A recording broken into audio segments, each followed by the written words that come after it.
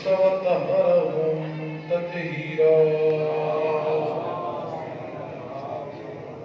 ورحمة الله على شيعتهم ومحبيهم ومواليهم أجمعين، واللعنة الدائمة على أعدائهم ملعونين من يوم عداوتهم إلى قيام يوم الدين. أما بعد، فقد قال الله الحكيم في كتابه الكريم: بسم الله الرحمن الرحيم. قل لا أسألكم عليه أجرا إلا المودة في القربى. وقال النبي صلى الله عليه وآله وسلم: الحسن والحسين سيدا شباب أهل الجنة. بلند آواز سے صلی اللہ. سامعین گرامی، معززین کرام، سب سے پہلے بارگاہ الہیت میں مالک کریم رب العالمین کے حضور عاجزانہ دعا گو ہیں کہ رب العزت ہم سب کی اس عظیم عبادت کو اپنی بارگاہ میں قبول فرمائے. پروردگار عالم، مجلس نزول کربلا، ذکر خاندان نبوت کے فیض، اللہ ہم سب کے دلوں کو نور ولایت اہل بیت سے منور فرمائے. کتنے احباب مومنین کرام اہل ایمان تشریف فرما ہے. پروردگار عالم، مظلوم کربلا کے صدقے میں بیبی زہرا کے طفیل تمام خواتین و حضرات کو اللہ حج و زیارات سے مشرف فرمائے. اور جن ہمارے احباب نے، خان صاحبان نے یہ صفِ عزا کا اہتمام کیا، پروردگار عالم ان کی اس عظیم عبادت عزاداری کو اپنی بارگاہ میں قبول فرمائے. مظلوم کربلا کے ذکر کے صدقے میں کریم پروردگار ہم سب کو حسینی بن کر جینے اور حسینی بن کر مرنے کی سعادت نصیب فرمائے. میرے دوستوں اور بزرگوں، ہمارا یہ ایمان اور رسول اللہ کی یہ حدیث ہے: اس وقت تک تمہاری کوئی عبادت بھی قبول نہیں ہوتی جب تک اس عبادت کے آخر میں محمد و آل محمد پر درود نہ بھیجا جائے. اپنی اس عظیم عبادت اور دعاؤں کی قبولیت کے لیے بلند آواز سے صلوات پڑھیں. دعا کے حوالے سے اور اس کی ابتدا اور آخر میں جو درود پاک پڑھا جاتا ہے، اس حوالے سے یہ حدیث عرض کر کے پھر اپنی موضوع کی طرف آئیں. امام رضا علیہ السلام صامد الحجج آقا فرماتے ہیں کہ جو شخص اپنے گناہوں کے کفارے کی طاقت نہیں رکھتا، من لم یقدر علی ما یکفر به ذنوبہ، جو شخص اپنے گناہوں کے کفارے کی طاقت نہیں رکھتا، اتنی غلطیاں ہو گئیں، اتنے گناہ ہو گئے، اتنی معصیتیں ہو گئیں، پتہ نہیں کتنوں کے حقوق، پتہ نہیں کتنوں کے حق اس نے غصب کیے، کتنوں کے حقوق کھائے، کتنے ظلم کیے، کتنے گناہ کیے، روزے کتنے چھوٹ گئے، نمازوں کا کفارہ ہے، روزے کا کفارہ ہے، بہت سارے اس نے گناہ کیے. اب یاد ہی نہیں ہے کہ میں نے گناہ کتنے کیے، لیکن گناہوں کے کفارے کی طاقت بھی نہیں رکھتا ہے. آقا کیا کرنا چاہیے؟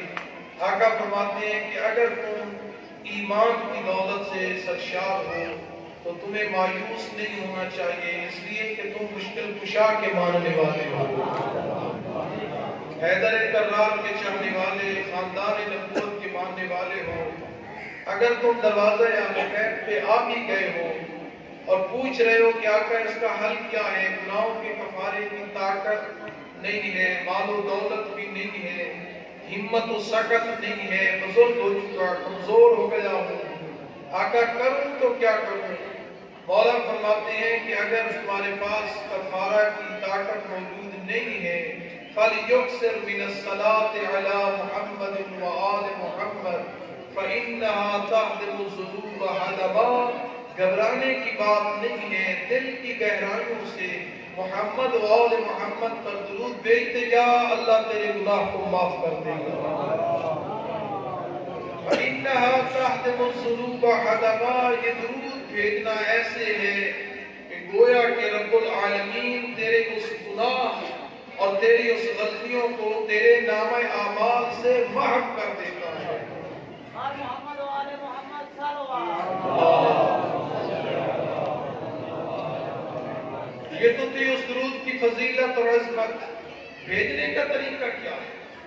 کیا جیسے ہم بھیجتے ہیں ویسے بھیجنا چاہیے، یا ویسے بھیجیں جیسے ہمارے سردار چاہتے ہیں؟ بھیجنے کا انداز بھی اگر سیکھنا ہے تو اپنے سرداروں سے پوچھنا چاہیے۔ اگر ہم دروازے زہرا پہ آ کر، اگر ہم اپنے سید و سردار کے دروازے پہ آ کر پوچھتے ہیں کہ آقا درود بھیجنے کا انداز، مولا فرماتے ہیں ارفعوا اصواتکم بالصلاۃ علیہ، اے علی کی محبت میں سرشار ہو کر درود پڑھنے والوں درود آہستہ نہ پڑھا کرو۔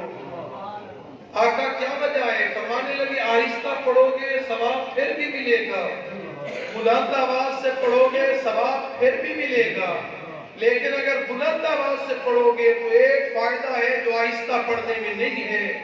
آہستہ پڑھنے سے ثواب، بلند آواز سے پڑھنے سے بھی ثواب ہے، لیکن جب درود پاک پڑھتے وقت تمہاری آواز بلند ہوتی جاتی ہے، رب العالمین اس کی وجہ سے تمہارے دلوں سے منافقت کی بیماری ختم کر دیتا ہے۔ لہذا میں خواہش کروں گا کہ بلند آواز سے صلوات، جوش بلا سے مل کر اور بلند آواز سے صلوات پڑھیں۔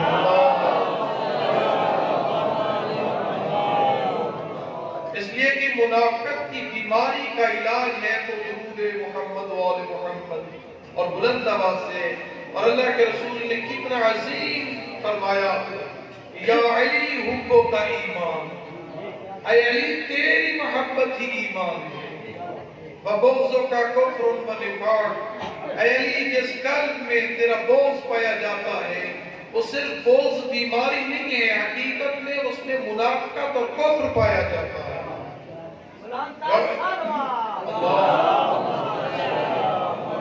یا علی حبو کا ایمان، اے علی تیری محبت ایمان ہے۔ اور پھر محبت اہل بیت کتنی عظیم ہے، کتنی عظیم دولت ہے۔ چھٹے امام کی خدمت میں ایک شخص آتا ہے اور عرض کرتا ہے آقا کہ میں غریب ہو چکا ہوں، میرے پاس کوئی دولت نہیں ہے، میرے پاس کوئی مال نہیں ہے، میرے پاس کوئی خزانہ ثروت نہیں ہے، میں نادار ہو چکا ہوں، مفلس ہو چکا ہوں، غریب ہو چکا ہوں۔ آقا فرماتے ہیں اے علی کی محبت سے سرشار ہونے والے، اے اہل بیت اطہار کی اپنے دل میں مودت رکھنے والے، کبھی بھی اپنے آپ کو مفلس و نادار نہ کہا کرو۔ عرض کرنے لگا آقا میں تو اپنے حال دل بیان کیا ہے کہ میری گھر کی حالت یہ ہے کہ میرے پاس کچھ نہیں ہے۔ حضرت نے فرمایا کہ نہیں، رب العالمین نے تجھے اتنی عظیم دولت سے نوازا ہے کہ جو کائنات میں کسی فرد بشر کے پاس نہیں ہے۔ صلوات پڑھیں بلند آواز سے۔ کسی فرد بشر کے پاس نہیں ہے۔ اور کہنے لگا کہ وہ کیسے؟ مولا فرمانے لگے کیسے؟ اگر تجھے یہ دنیا کی دولت جو ہے جس سے نوازا جائے اور کہا جائے ساری کائنات کا خزانہ لے لو، علی کی محبت چھوڑ دو، کیا یہ تمہیں سودا قبولی؟ عرض کرنے لگا کہ کبھی نہیں کر سکتا۔ آقا نے فرمایا اگر ساری دنیا کی دولت، ساری دنیا کا مال، ساری دنیا کا خزانہ لینے کے بعد بھی علی کی محبت کی دولت کو نہیں چھوڑتے ہو تو اپنے آپ کو غریب نہ کہا کرو، علی کی دولت سب سے بڑی دولت ہے، محبت علی سب سے بڑی دولت، اور رب العالمین نے جس سے ہمارے قلب کو منور فرمایا۔ اس لیے مولا فرماتے ہیں ان احسن الحسنات حبنا، نیکیوں میں سے سب سے بڑی نیکی کا نام اہل بیت کی محبت ہے۔ بلکہ سچ کہوں حقیقت یہ ہے نیکیاں بنتی ہی نیکیاں اس وقت ہیں جب علی کی محبت کی نیکی ہو، لیکن اگر علی کی ولایت جیسی نیکی نہ ہو تمہاری ساری کی ساری نیکیاں نیکیاں نہیں گناہ بن جاتی ہیں۔ سنی ہوئی حدیثیں آپ کی کہ اگر کسی شخص کی روح جتنی ہو ہزاروں سال ہو، ساری زندگی حج پیدل، ساری زندگی کی نماز قضا نہیں ہے، رات ہے تو اس کی قیام میں، دن ہے تو اس کا روزے میں، موسم حج ہے تو اللہ کے گھر کے طواف میں، صفا و مروہ کی سعی ہے، اور کوئی وہ اتنا سونا اگر وہ اللہ کی راہ میں قربان کرتا ہے، رسول دوش علی کو ہلا کر کہتے یا علی، اگر اس کے قلب میں تجھ علی کی محبت نہیں ہے، جنت تو دور کی بات ہے، جنت کی خوشبو بھی نہیں سنگے گا۔ ان احسن الحسنات حبنا، آقا فرماتے ہیں نیکیوں میں سب سے بہترین نیکی کا نام ہے ولایت حیدر کرام، ولایت اہل بیت، محبت اہل بیت۔ اور ایک جملہ کہوں جس نے یہ مجلس کا انتظام کیا، کتنی بڑی نیکی ہے۔ آقا فرماتے ہیں سب سے بہترین ہے وہ انسان من حبنا الی الناس رحم اللہ عبدا، اللہ رحمتیں کرے اس بندے پر جو ہماری محبتوں کو پھیلانے کا انتظام کرتا ہے۔ تو مجلس کا اہتمام کیوں کیا گیا؟ اسی لیے کہ اہل بیت کی محبت کو پھیلایا جائے، اسی لیے کہ اہل بیت اطہار کے علوم کو عام کیا جائے، اسی لیے کہ اہل بیت کے فضائل کو عام کیا جائے۔ اور وہ کتنے فضائل کے مالک ہیں اور کتنے کمال کے مالک ہیں، مقصد یہ جملہ کاٹ کرتا ہوں، ان کی عظمتوں کو سلام ہے۔ دنیا کی کسی چیز کو بھی اگر جب تک کہ اس سے استفادہ نہ کیا جائے کوئی فائدہ نہیں ہے۔ اہل بیت رسول اتنی عظمتوں کے مالک ہیں، اگر تم بیٹھ کے زبان سے ذکر کرتے رہو، اے بندہ تیرا ذکر کرنا بھی عبادت ہے۔ شاید میں نہیں سمجھا سکا، اور آسان کرتا ہوں، اور آسان کروں۔ پانی دیکھا ہے آپ نے؟ پانی جو جگ میں یا گلاس میں یا رکھ پانی ہے، اس کا ایک وجود حقیقی، حقیقت میں وجود پانی پڑا ہے جو ہم نہیں دیکھتے۔ ایک ہے اس کا وجود لفظی جو ہم لفظ سے ادا کرتے ہیں، پے الف نون چھوٹی یہ بن جائے گا پانی، اس کو ہم لفظ سے ادا کرتے ہیں پانی پانی پانی، پھر لکھتے بھی ہیں پے الف نون چھوٹی یہ لکھ دیا تو یہ بن جائے گا پانی، اور پھر اس کا تصور ذہن میں بھی لاتے ہیں نہیں لاتے، ذہن میں تصور کر لے پانی تو تصور آ جائے گا۔ کیا ذہن میں تصور کرنے سے پیاس بجھ جائے یا پیاس بڑھے گی؟ کیا 1000 مرتبہ پانی پانی پانی لکھنے سے پیاس بجھ جائے گی؟ نہیں بجھے گی۔ کیا زبان سے 1,00,000 تسبیح پڑھنے سے پانی پانی کی پیاس بجھ جائے گی؟ نہیں، جب تک کہ وہ حقیقت میں پانی ملے گا نہیں، پیاس نہیں بجھتی ہے۔ لفظی ہو پانی تو بھی پیاس نہیں بجھے گی، کتبی ہو ریٹن ہو لکھا ہوا ہو پانی لکھنے سے بھی پیاس نہیں بجھتی، سوچتے رہو پانی پانی تو بھی پیاس نہیں بجھے گی۔ بجھے گی تب جب تو اس حقیقت میں پانی کو پیے گا۔ لیکن علی کا وجود کتنا عظیم ہے، تو علی بولے گا تو عبادت، تو علی کے فضائل کو سوچے گا تو عبادت، تو علی کا نام لکھے گا تو عبادت، تو علی کے قدم پر قدم چلے گا زندگی کو ڈالے گا تو عبادت۔ اتنا پیکر عظیم ہے علی کے ابن ابی طالب، لیکن علی کی زندگی کو دیکھو کتنی عظیم زندگی ہے، کتنا سراپا کمال ہے علی کی زندگی۔ پھر ایک دفعہ آپ کی توجہ کو اس طرح منظور کراؤں، کمال کس میں ہے؟ کیا مال و دولت میں کمال ہے یا انسان کے خاندان میں کمال ہے؟ انسان کی عزت و عظمت و کمال کا معیار خاندان کے اعتبار سے دیکھو تو بھی دنیا والوں علی کے خاندان جیسا کسی کا خاندان نہیں ہے۔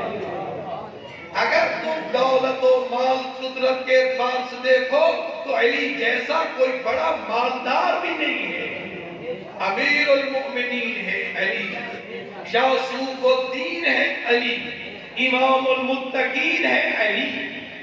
اور عظمتوں کی طرف علی کے کمال، اتنا کمال شرافت ہے علی کے پاس، اگر پوری اس انسانیت کے وجود انسانیت کے اول سے لے کر آج تک اور قیامت تک اگر کوئی کعبہ کا مولود ہے تو وہ بھی علی ہے۔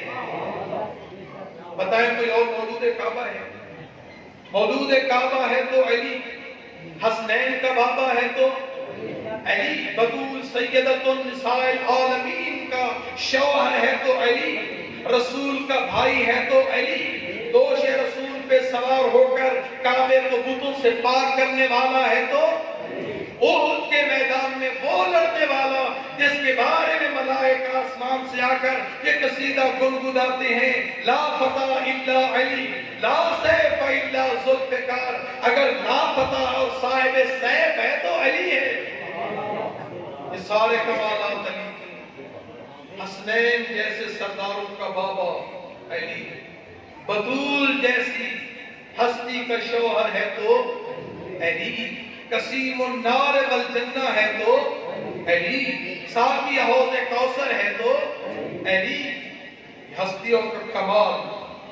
اور احد کے میدان میں جس کے قصیدے ملائک پڑھتے ہیں وہ ہے علی، اور خندق کے میدان میں جس کا قصیدہ اللہ کا رسول سید الانبیاء اس انداز سے پڑھتے ہیں کہ دنیا والوں لکھ لو اس تاریخ میں کہ یہ جانے والا جو جا رہا ہے یہ حیدر نہیں ہے، برز الایمان کلو الی الکفر کلے، یہ جانے والا کلے ایمان جا رہا ہے۔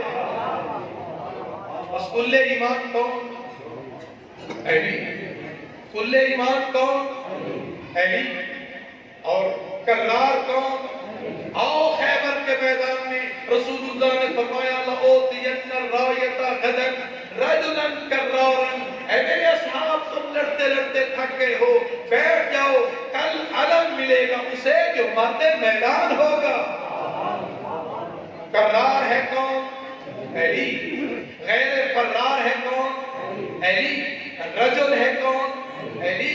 ساقی حوض کوثر کون؟ علی۔ بطول کا شوہر کون؟ مولود کعبہ کون؟ علی۔ فاتح بدر کون؟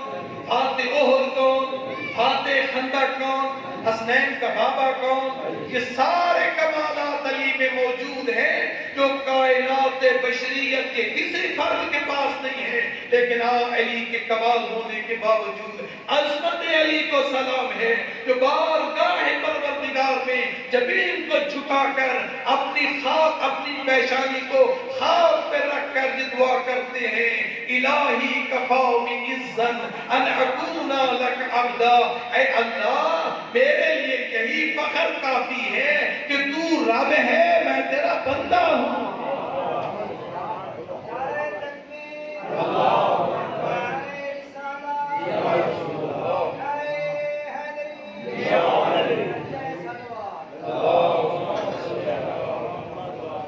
جاگ کر ایک بلند آواز سے صلوات پڑھیں۔ اس سارے کمالات کا پیکر کون؟ اگر کبھی علی نے یہ فخر نہیں کیا کہ میں بطول کا شوہر، کبھی فخر نہیں کیا کہ میں فاتح احد ہوں، آج ہمارے پاس تھوڑا سا مال آ جائے ہم اس پہ گھمنڈ اور غرور کرتے ہیں، وہ جیسا مالدار کوئی نہیں ہے، وہ جیسا صاحب اقتدار کوئی نہیں ہے، وہ اس سے بڑا دولت مند کوئی نہیں ہے، وہ اس سے بڑا صاحب منصب کوئی نہیں ہے، لیکن علی صاحب منصب بھی ہیں، علی اللہ کے ولی بھی ہیں، علی اللہ کے رسول کے وصی بھی ہیں، علی داماد رسول بھی ہیں، علی زوج بطول بھی ہیں، مگر فرماتے ہیں مجھے یہ فخر ہے کہ میں بندہ ہوں وہ میرا رب ہے۔ اتنی عظمتوں کا وہ مالک، اتنے کمالات کا وہ مالک، یہی تو وجہ ہے کہ چھٹے امام فرماتے ہیں دنیا والوں میں علی کا بیٹا بھی ہوں، میں زہرا کا لفظ ذکر بھی ہوں، میں وقت کا امام بھی ہوں، شیعوں کا سردار بھی ہوں، لیکن یاد رکھو مجھے اتنا بطول کے بیٹے علی کے لال ہونے شیعوں کے امام ہونے پہ فخر نہیں ہے جتنا مجھے علی کے شیعہ ہونے پہ فخر ہے۔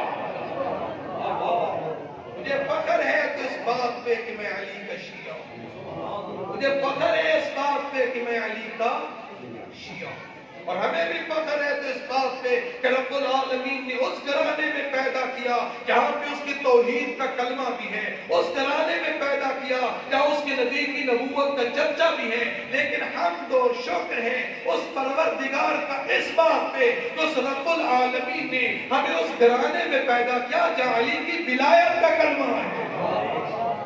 لا الہ الا اللہ محمد رسول اللہ علی ولی وصی رسول اللہ۔ سب سے بڑی خوشی اور سعادت یہ ہے کہ رب العالمین نے وہ آغوش نصیب کی، رب العالمین نے وہ گود نصیب کی، پروردگار عالم کا شکر ایسی آغوش ملی جس آغوش میں پہلی گھٹی ملی تو علی کی ولایت کی ملی۔ شکر اور حمد ہے پروردگار کا کہ اس نے ولایت اہل بیت سے نوازا۔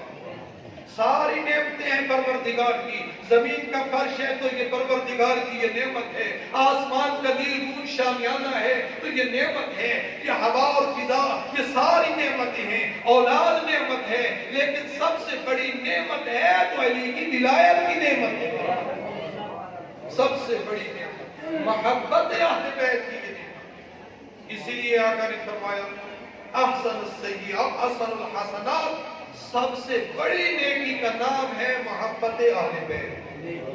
وَأَسْوَأُ السَّيِّئَاتِ، اور سب سے بڑی بیماری اور سب سے بڑی برائی اور سب سے بڑے گناہ کا نام ہے بغض اہل بیت۔ اللہ در شکر ہے کہ تم نے ہمیں محبت اہل بیت سے نوازا۔ علی جو اتنے کمالات کا مالک ہے، سوچ جب علی اتنے کمالات کا مالک ہے، علی کا لخت جگر حسین کتنے کمال کا مالک ہوگا، کتنے کمال کا مالک ہوگا۔ میں تو سادے الفاظ میں کہتا ہوں دنیا کی جتنے کمالات ہیں اگر تم دیکھنا چاہو تو خاندان نبوت میں دیکھو کیسے کمالات ہیں۔ شجاعت کو دیکھنا ہے تو خاندان نبوت جیسا شجاع کوئی نہیں ہے۔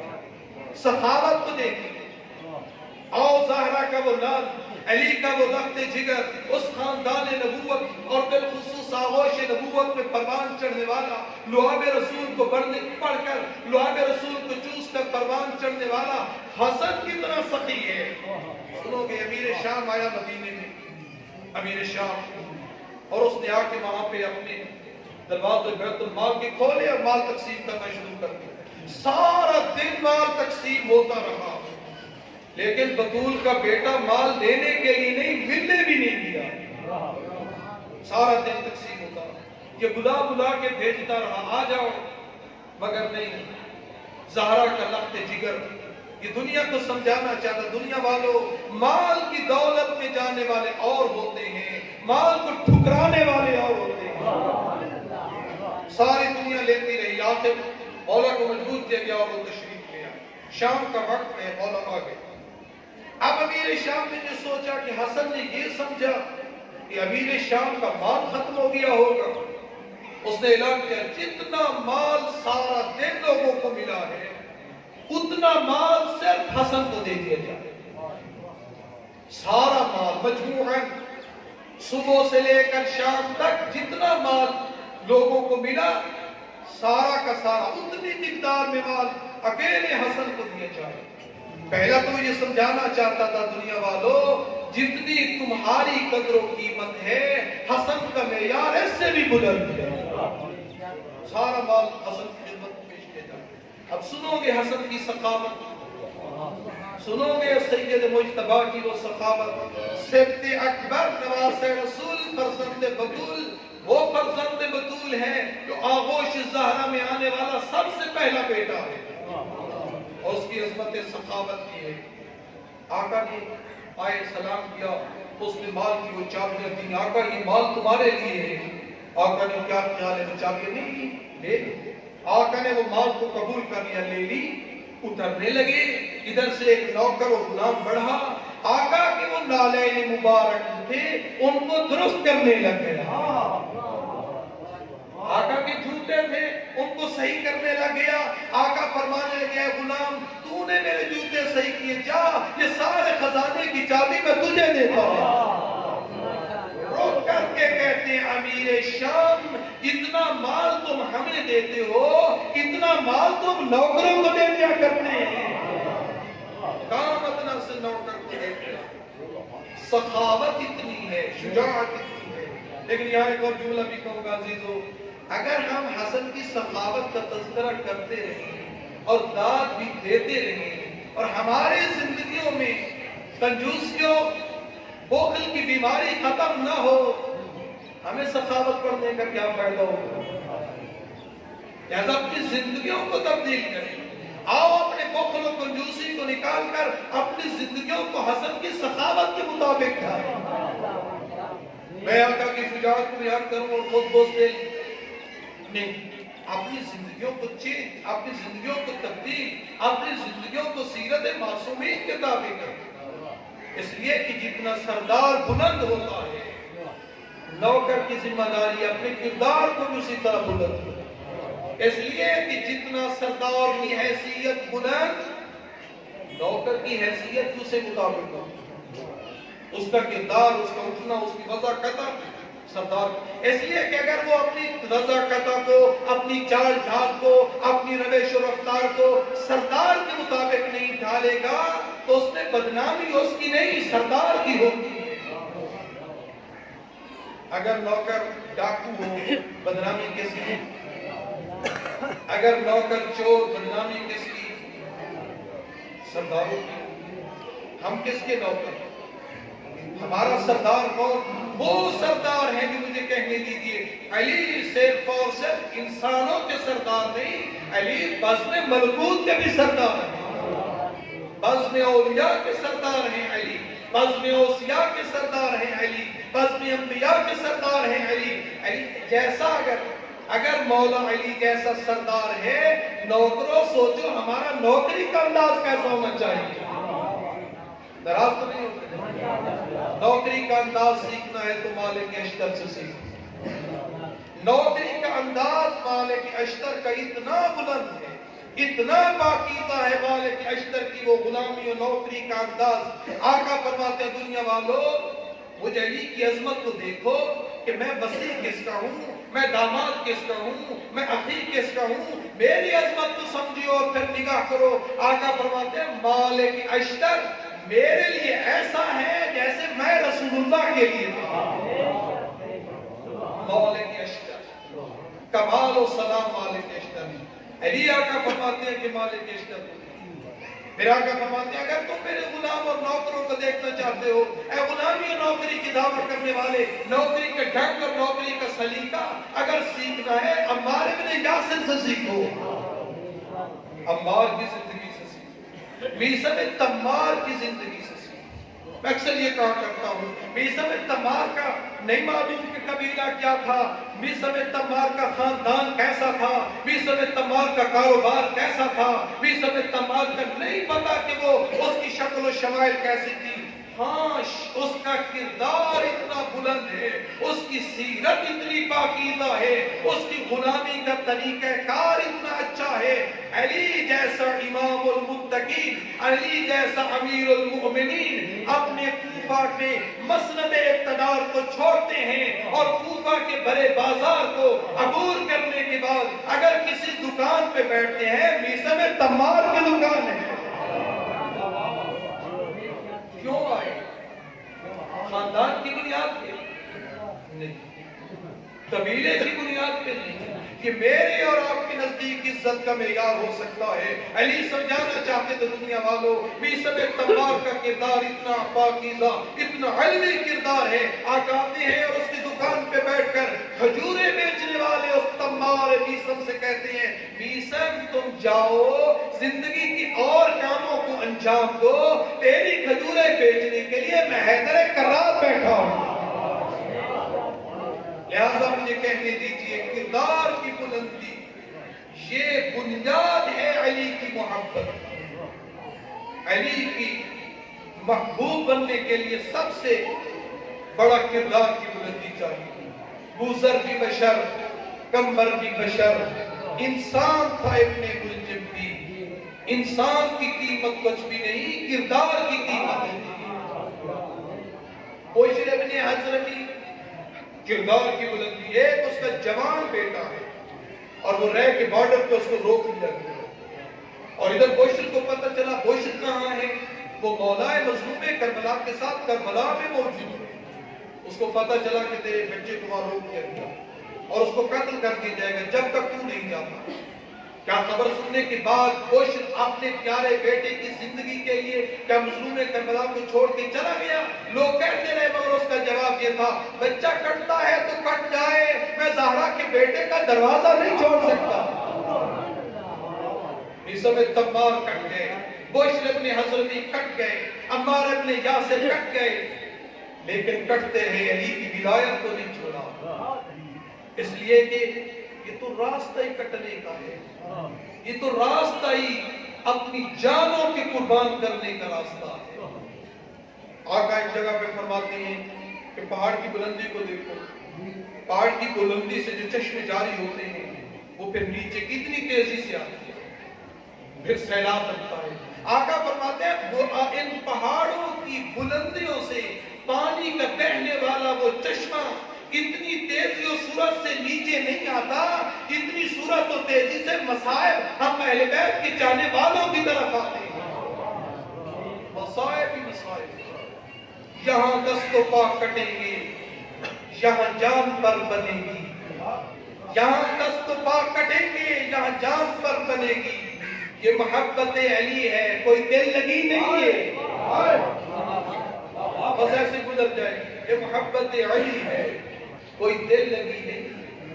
تیار ہو جائے مصائب کے لیے. اس لیے یہ راستہ اتنا دشوار ہے محبت کا، مگر جو اس حب علی میں آ کر، اس محبت اہل بیت میں آ کر وہ ان دشواریوں اور تکلیفوں کو اتنی راحت سمجھتا ہے. حبیب ابن وزائر فرماتے ہیں کھڑے ہو گئے، فرمانے لگے اے فرزند زہرا مظلوم کربلا، ایک مرتبہ نہیں ہے، 10 مرتبہ نہیں ہے، 70 مرتبہ نہیں ہے، 1000 مرتبہ نہیں، 70,000 مرتبہ اگر ہمیں ٹکڑے ٹکڑے کر دیا جائے، ہماری لاشوں کو راکھ کر دیا جائے، پرزے گہربا میں بکھیر دیے جائیں، اے فرزند رسول اگر پھر بھی زندگی ملے گی تو آپ کے قدموں پہ کٹے گی. یہ کیوں؟ اتنی عظیم نعمت و دولت ہے محبت علی. اس آغوش پہ پروان چڑھنے والے علی کی، اس لیے کہ آغوش کی تھی پاکیزہ زہرا کی سی آغوش. اتنے نوجوان بیٹھے ہو، مجھے بتائیں پوری تاریخ انسانیت میں کہیں پہ دو جوڑے میاں و بیوی دونوں معصوم نہیں آئے. شوہر معصوم ہے تو زوجہ اس کی غیر معصوم ہے. اگر پوری تاریخ انسانیت و عالم بشریت میں کوئی پاک و پاکیزہ میاں بیوی کا جوڑا آیا ہے تو علی و بطول کا جوڑا آیا ہے. لہذا اس آغوش زہرا میں پلنے والا سوچ، اس بطول کی آغوش میں پروان چڑھنے والا حسین کتنا بلند ہو. میں اکثر یہ کہا کرتا ہوں چونکہ ایام بھی مظلوم کربلا کے ایام ہیں کہ خلیفہ دوم کا زمانہ، اور خلیفہ دوم نے اپنے بیٹے کو جو اس کے دربار میں کھڑا تھا اور ادھر سے مظلوم کربلا، اس کے بیٹے کو اس نے دیے 10 درہم، اور جب ادھر سے مظلوم کربلا بطول کا بیٹا آیا تو ان کو دیے 100 درہم. 100 درہم ادھر بیٹے کو دیے 10 اور مظلوم کربلا نواز رسول کو دیے 100 درہم. بیٹا ناراض ہو گیا، گھر چلا گیا، ماں کے پاس جا کر رونے لگ گیا، شکوہ و شکایت، ماں میں تو خلیفہ دوران و حکمران وقت کا بیٹا ہوں، مجھے 10 ہے اور زہرا کے بیٹے کو 100 درہم، اتنا بڑا فرق. کہا کوئی بات نہیں، خلیفہ صاحب سے پوچھ لیں گے. خلیفہ صاحب جب گھر میں آئے تو بیگم نے پوچھا کہ تمہارا بیٹا ناراض تھا، کہہ رہا تھا کہ اتنا بڑا فرق کر دیا، اپنے بیٹے کو 10 درہم دیے اور زہرا کے بیٹے کو تم نے 100 درہم دے دیے. کہا کس نے بتایا؟ کہا بیٹے نے. کہا بلاؤ. بیٹا کیا بیٹا کیا مسئلہ ہے؟ کہا بابا آپ خلیفہ ہیں، آپ حکمران ہیں، آپ حاکم دوران ہیں، میں آپ کا بیٹا ہوں اور آپ نے اتنا فرق مجھے 10 درہم دیے اور حسین نواز رسول کو 100 درہم. اس سے بھی آ کر خلیفہ وقت کہتا ہے اے اپنا مقابلہ حسین سے کرنے والے پہلے حسین کے نانا جیسا نانا تو دکھا. حسین کا نانا ہے تو سید الانبیاء، ماں ہے تو سیدۃ النساء. بابا ہے تو سید الاولیاء، بھائی ہے تو سید الاسقیاء۔ اسی لیے سید الساجدین نے بھی کربلا میں یہی جملے فرمائے تھے، یزید کے دربار میں کھڑے ہوئے اور آقا نے فرمایا فضلنا بالسبع، اللہ نے ہمیں وہ 7 فضیلتیں دی جو کائنات بشریت میں کسی کے پاس نہیں دی۔ پہلی فضیلت آقا نے فرمایا بِأَنَّ نَبِيَّ الْمُخْتَارِ احمد، اے یزید اگر نبیوں کا سردار، اگر خاتم الانبیاء محمد ہے تو وہ میرا نانا ہے، تیرا نانا نہیں ہے۔ وَبِأَنَّ ہم جعفر الطیار، اے یزید اگر بہشت میں اللہ کے دیے ہوئے پروں سے ملائکہ کے ساتھ جنت میں پرواز کرتا ہے جعفر طیار، تو جعفر طیار خاندان بنی ہاشم کا ہے، تیرا خاندان نہیں ہے۔ جعفر طیار ہے تو ہمارا، نبی مختار ہے تو ہمارا۔ ابن صدیق الاکبر، اگر صدیق اکبر ہے تو میرا دادا ہے، اگر حمزہ ہے تو وہ میرا جد اعلیٰ ہے۔ اور آقا اس کو بیان کرتے رہے تو یہ فضیلتیں اللہ نے خاندان نبوت کو عطا کی، اور پھر اللہ نے سب سے بڑی جو فضیلت اور انعام سے نوازا ہے، آقا نے فرمایا اے یزید سب سے بڑی فضیلت جو اللہ نے ہم اہل بیت رسول کو دی وہ کسی کو نہیں دی ہے، وہ ہے المحبتہ فی قلوب المومنین، اللہ نے مومنوں کے دلوں میں ہماری محبت کو اجاگر کیا ہے، یزیدیوں کی تو نہیں ہے۔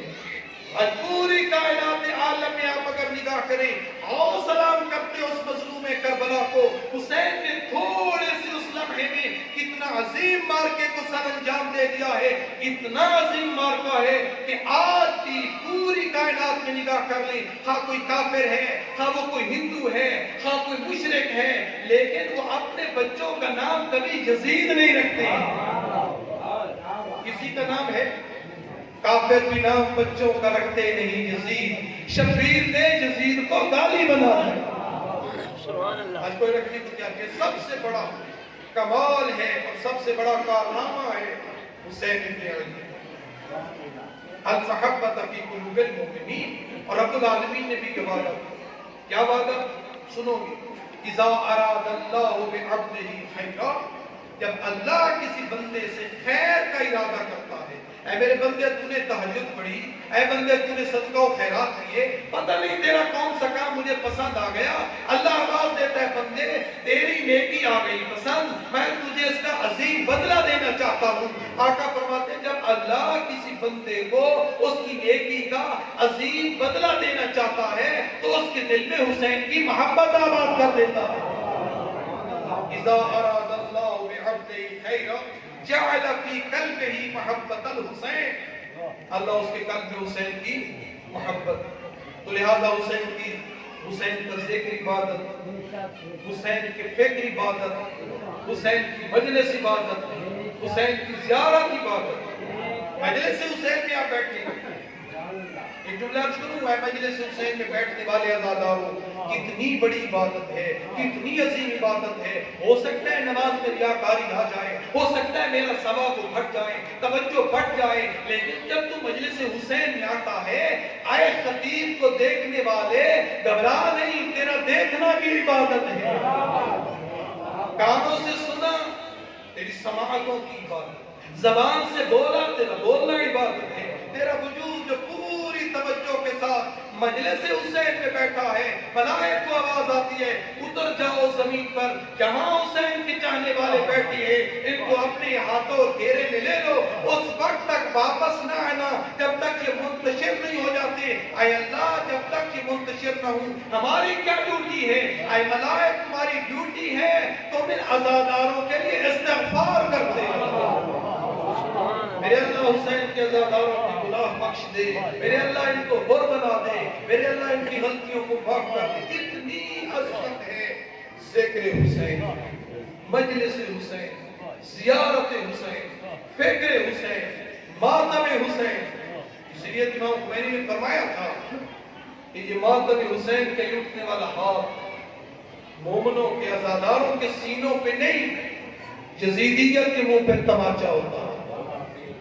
یہ تماچے ان پہ ہے، یزیدیت کے تماچے، اور مظلوم کربلا کے عزاداروں آپ مظلوم کربلا کی غم پورا محرم منایا اور سفر کے ایام بھی گزر رہے ہیں.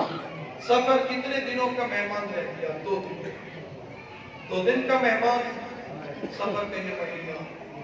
اکثر یہ جملہ کہا کرتا ہوں، عصر عاشور حسین کا سفر ختم. عصر عاشور کے بعد 11 محرم کو بطول کی بیٹی کا سفر شروع. لیکن حسین جب تو لڑتا رہا تو تیرے پاس تو سپاہی، تیرے پاس تو تیرے بھائی موجود تھے. حسین تیرے پاس تلوار موجود تھی. حسین تیرے پاس اکبر موجود تھا. حسین تیرے پاس عباس موجود تھے. حسین تیرے جانثار حبیب موجود تھے. اور تو لڑتا رہا، تو مرد تھا. سلام تو اس بیوی کو ہے جو یزید سے لڑتی رہی. اے حسین تو تلوار سے لڑتا رہا، تیری بیٹی زبان سے لڑتی رہی. اے حسین تو یزیدیوں سے لڑ رہا ہے، تیری بہن خود یزید سے لڑ رہی ہے. اور یزید سے کہتی ہے کد کیدک بس عصایک واللہ لا تمہ ذکرنا ولا تبیت وحینا. اے یزید مجھے اللہ کی قسم تو جتنے اپنی سازشیں کرنی ہے کر لے، اللہ کی قسم تو ہمارے ذکر کو مٹا نہیں سکتا ہے. اے زاداروں جو سی بیوی کی دعا ہے. آؤ ذرا چلتے ہیں اس منظر کی طرف. عصر عاشور کا وہ منظر کتنا عجیب ہوگا جب حسین مظلوم کربلا کا کوئی یار و انصار نہ رہ گیا، کوئی مددگار نہ رہ گیا. حسین رہ گئے اکیلے ہیں. اور مظلوم کربلا نے یہ جملہ تو کہا ہوگا بالآخر او میرے بھائی، او میرے عباس، او میرے بیٹے اکبر، میں تو تمہیں سوار کرتا رہا. دیکھو بوڑھے بابا کو سوار کرنے والا بھی کوئی نہیں رہ گیا ہے. عزادارو حسین جب خیام سے نکلے ہیں، منظر کیا تھا آئے میدان کربلا میں. اور یہ جملہ ملتا ہے نظر یمین و شمالا، کبھی دائیں اور کبھی بائیں.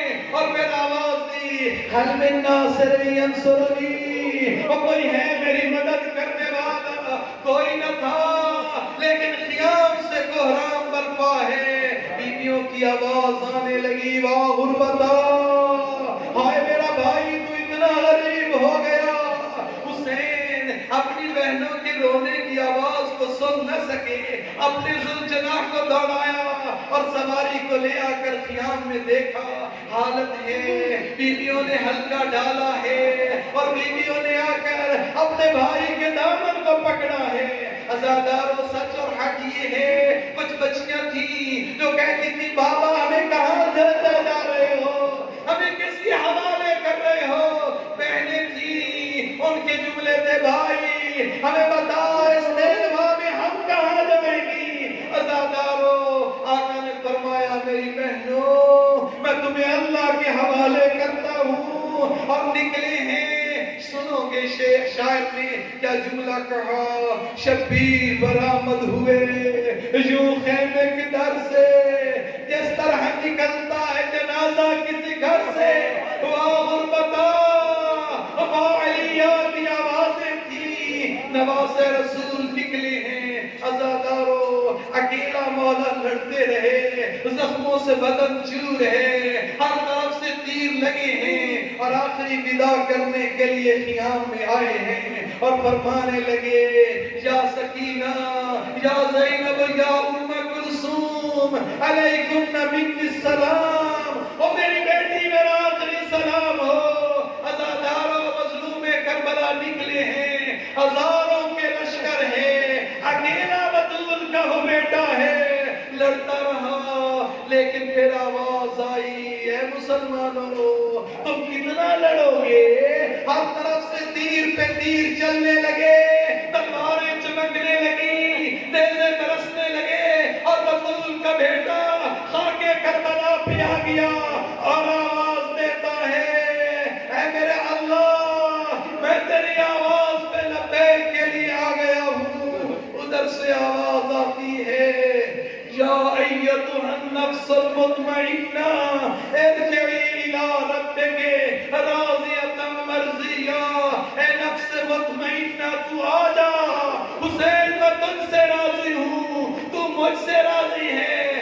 عزادارو اس کے بعد خاک کربلا پہ حسین پڑے ہیں، کسی کی ہمت نہ تھی پڑھے، ایک ملعون شمر ابن ذوالجوشن پڑھا، سینے پہ سوار ہے، رکاب ڈالا ہے، پوچھنے لگے مظلوم کربلا من انت، تو کون ہے، ذرا چہرے سے نقاب ہٹا، ملعون نے نقاب کو ہٹایا ہے، ہٹانے کے بعد آقا نے فرمایا صدق جدی، میرے نانا نے سچ کہا تھا، اے حسین تیرے قاتل کی شکل خنزیر سے ملتی ہوگی، اے حسین تیرے قاتل کی شکل بھورے کتے سے ملتی ہوگی، اتنی کبھی شکل کا ملعون تھا، خنجر چلانے لگا، ادھر دلہ زینبیہ پہ آئی، بطول کی بیٹی اور آواز دینے لگی، وَيْلَكَ يَا ابْنَ سَعْدَ، او عمر سعد دیکھ نہیں رہے ہو بطول کا بیٹا ذبح ہو رہا ہے، کوئی جواب نہ ملا، اور پھر رخ کیا، کہا ہے مسلمانوں تم میرے نانا کے کلمہ گو تو ہو، اب آپ پھر تم مسلم، کیا تم میں کوئی مسلمان نہیں ہے، ادھر سے نواز رسول ذبح ہو رہا ہے، عزادارو چلتا رہا وہ خنجر، اور بیوی ادھر سے واسطے دیتی رہی، کوئی نہ تھا، لیکن ادھر سے آواز آئی، الا قد قتل الحسین، الا قد ذبح الحسین، عالم یہ ہے، لرزنے لگی زمین، کانپنے لگی وہ زمین، اور آسمان کا رنگ متغیر ہے، اور سیاہ طوفان چلنے لگ گئے، کیا خیال ہے، کوئی تعزیت والے آ گئے ہوں گے، اسی دوران میں بیٹیاں سمٹ کے بیٹھی تھی، پتہ نہیں اب ہمارا کیا بنے گا،